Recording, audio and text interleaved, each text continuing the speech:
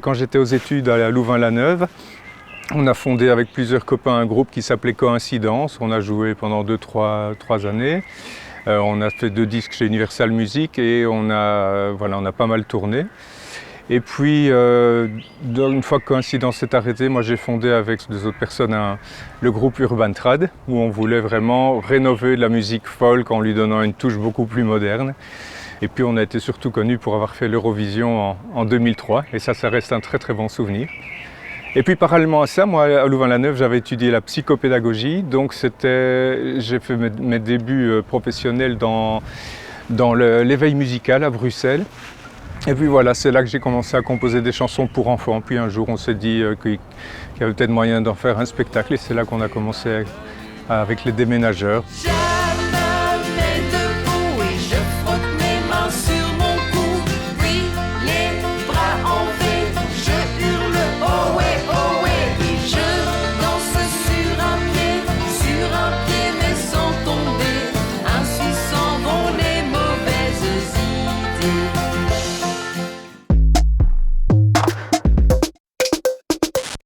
Moi je suis un dingue de funk, je crois que si je jouais d'autres instruments, à chaque fois ce serait pour faire du funk.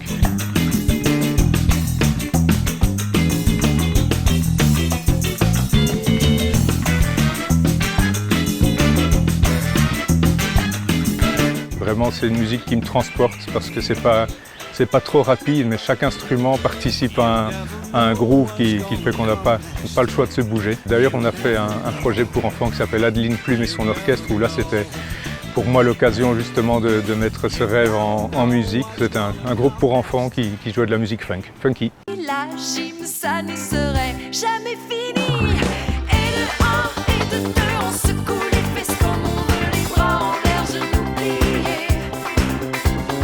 Et de 3 et de 4, on fait semblant de se battre en dansant sur la pointe des pieds. Oh, il y en a plein.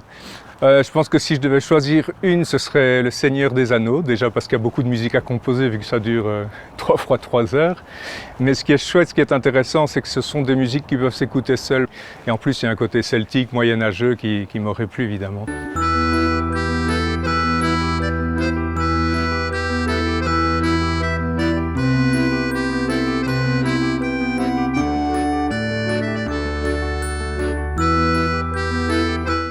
Alors c'est pas celui que je maîtrise le mieux, mais c'est l'accordéon, parce que là il y a quelque chose de très organique quand on a l'accordéon. On a l'impression d'avoir quelque chose qui ronfle, qui ronronne sur le thorax, sur le ventre. Ça fait un bien fou. Oui, je pense que c'est l'instrument que je préfère jouer, parce que seul c'est très complet par rapport à tous les instruments que je joue. Bon, le piano aussi, mais je maîtrise pas assez le piano, je l'utilise pour composer. Mais l'accordéon, il y a moyen d'arriver, même en jouant une note basse sur la main gauche, en improvisant un peu, presque de rentrer en transe comme ça. En fait, je me force à les ouvrir quand je me filme, par exemple, mais je ne voulais pas apprendre en regardant les doigts. Donc je me suis forcé à fermer les yeux en apprenant pour apprendre vraiment où étaient les notes, sans devoir aller voir les écarts. Au départ, j'ai commencé à faire des vidéos parce qu'on avait besoin de matériel de plus en plus pour les projets dont je m'occupais, notamment les Déménageurs. On nous disait, voilà, est-ce que vous avez quelque chose pour présenter le spectacle? On va faire une petite capsule pour la télé, est-ce que vous avez ce qu'il faut? Et ça revenait très cher de chaque fois faire appel à des gens extérieurs, même si on a travaillé avec des gens très très chouettes. Et puis moi j'avais déjà cette fascination, je suis un peu un geek comme ça, et du son et de l'image, de la technologie du son. Et donc je m'y suis mis petit à petit, et puis j'adore vraiment parce que c'est un domaine dans lequel il y a moyen aussi de faire passer plein d'émotions. Et puis surtout ce que j'aime, c'est travailler pour d'autres musiciens, où on me demande de faire un petit clip de présentation, ou filmer un petit concert, ou de faire ce qu'on est en train de faire ici, justement pour trouver l'essence de leur projet et de l'aider à le faire passer.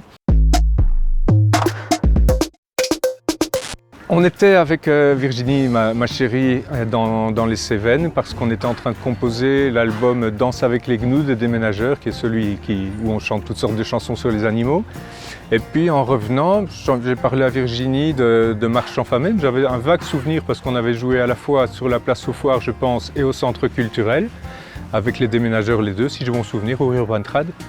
Et Virginie, elle regarde tout de suite, elle va chercher, elle fait des recherches. Et elle a vu que dans le test achat, la Mars-en-Famenne était à ce moment-là, je ne sais pas si ça l'est toujours, la ville où les habitants déclaraient le plus de bien-être. Je crois que les toutes 2 ou 3 premières villes étaient en Flandre et Marche était la première en Wallonie. Alors on s'est dit qu'on allait passer voir au retour des Cévennes et je connaissais un peu Mathieu Rizen puisqu'on avait travaillé avec lui pour les concerts notamment, qui m'a dit bah oui, passez. Et là, on est arrivé un jour, on aurait vraiment dit que la ville a organisé une promotion pour ça, parce que c'était un jour d'été, il y avait des enfants qui jouaient dans la fontaine. Ça a été vraiment comme si on nous vendait la ville.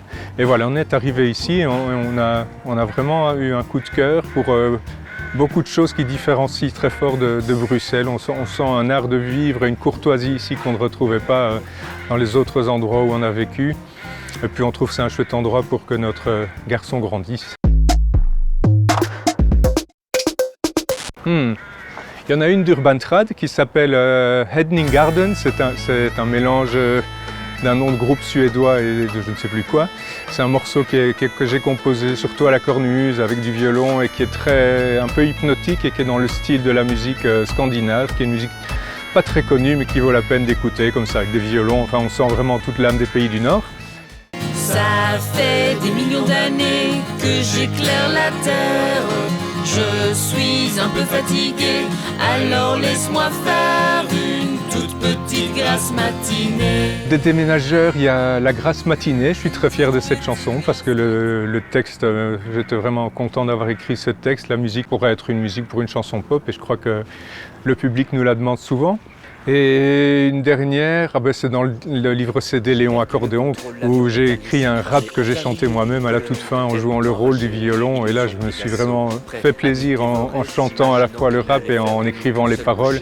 Alors que de la cabine Léon envoyait des SOS, je me suis rué à l'extérieur pour leur botter les fesses. J'ai sorti d'un seul coup mon archer de son étui et je me suis battu corps et âme pour défendre nos vies. J'ai beaucoup aimé travailler pour les Louveteaux. Les scouts de Belgique nous ont demandé de remettre au goût du jour les chansons et d'en créer quelques-unes en plus sur les thèmes des Louveteaux, donc la veillée, sur...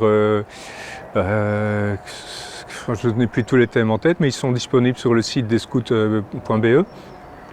On a fait une chanson aussi sur les bébés animaux avec des consignes très strictes du musée des sciences naturelles, ça c'était vraiment très sympa aussi. Et puis des musiques de dessins animés aussi que j'ai adoré faire, un dessin animé qui s'appelle Percy et ses amis, qui est créé par une boîte luxembourgeoise. Et là, c'est aussi le bonheur d'écrire de la musique en suivant l'histoire des personnages. Et puis, encore une fois, l'émotion vient, les consignes viennent de l'extérieur. Là, c'est vraiment, bon, il se passe quelque chose, quelle musique on va mettre là-dessus. Et puis, j'aime bien travailler sous la contrainte. Comme disait, alors tu as 10 secondes et là, il faut que ça soit calme au milieu. Et puis, parce que moi, je suis un arrangeur né, c'est-à-dire que j'aime bien arranger les trucs, hein, j'aime bien arranger les gens, j'aime bien... Et donc, ça me plaît. Mais justement, je parle du dessin animé. Je vais bientôt recommencer pour terminer 4 épisodes spéciaux de la série Percy et ses amis. On va bientôt fêter avec du retard les 20 ans des déménageurs parce que ça fait un petit peu plus de 20 ans qu'on existe et qu'on arrive à continuer à jouer. Et sur le côté, je fais encore beaucoup de vidéos pour moi, pour des musiciens, et est-ce que j'avais l'impression qu'il y avait encore autre chose?